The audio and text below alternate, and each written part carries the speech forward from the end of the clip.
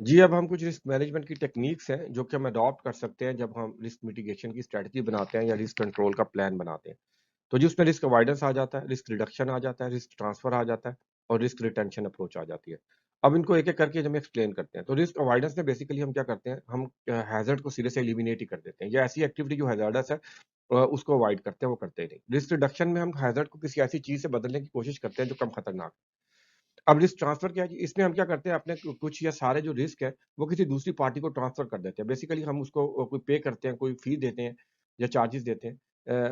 अब जो रिस्क का जो बर्डन है सारे का सारा मैनेज करने का, वो सारा था उस पार्टी पे चला जाता है। ये इंश्योरेंस की शक्ल में हो सकता है, कॉन्ट्रैक्ट की शक्ल में हो सकता है, पार्टनरशिप, जॉइंट वेंचर या आउटसोर्सिंग की शक्ल में हो सकता है। अब उसके बाद आ जाती है जी रिस्क रिटेंशन रिटेंशन। अब रिस्क रिटेंशन क्या होती है जी, ये कॉन्शियसली जो आपकी ऑर्गनाइज़ेशन है, वो डिसाइड करती है कि जी हम अपने रिस्क खुद ही मैनेज करेंगे। अब ये आम तौर पर जब आपका रिस्क वेरी लो हो या जो कॉस्ट आ रही है ट्रांसफर करने की वो बहुत हाई हो, तो उन केसेस में आप ये कर रहे होते हैं। ये एक्टिव हो सकती है, पैसिव हो सकती है। एक्टिव क्या है जी? एक्टिव में आप प्लान बनाते हैं, अपनी जो डिसाइड करते हैं फर्स्ट ऑफ ऑल कि आप अपने रिस्क खुद मैनेज करेंगे और फिर उनका प्लान बनाते हैं, मैनेज करने का मिटिगेशन प्लान बनाते हैं और उनको मैनेज करते हैं।